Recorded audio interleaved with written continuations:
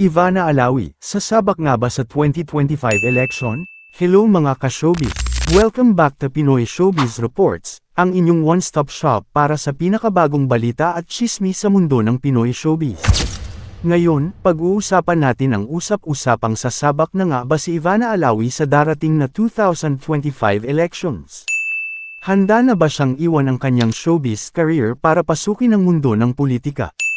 Tara't alamin natin. Sino nga ba si Ivana Alawi? Kilala siya bilang isa sa pinakasikat na aktres at YouTube influencer sa bansa.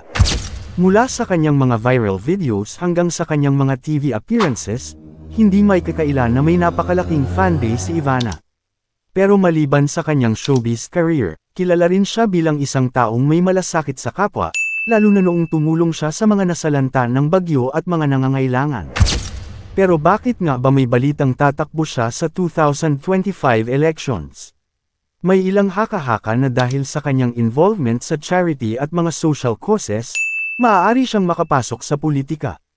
Marami rin ang nagtatanong, may plano nga ba si Ivana na gamitin ang kanyang kasikatan para makapagsilbi sa bayan?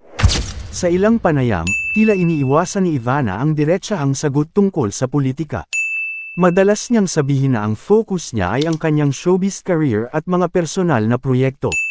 Pero hindi rin niya isinasara ang pinto sa posibilidad.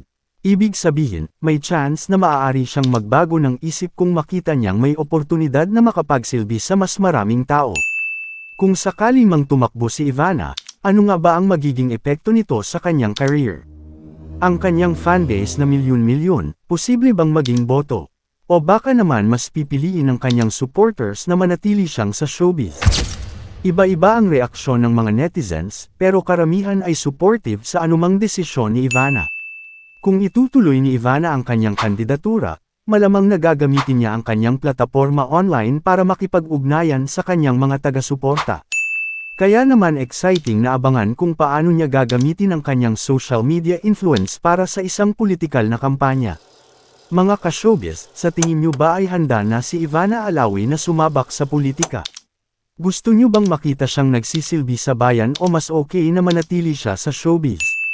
E-comment niyo lang ang inyong mga opinyon at huwag kalimutang mag-subscribe para sa mas marami pang updates. Until next time, mga ka-showbiz.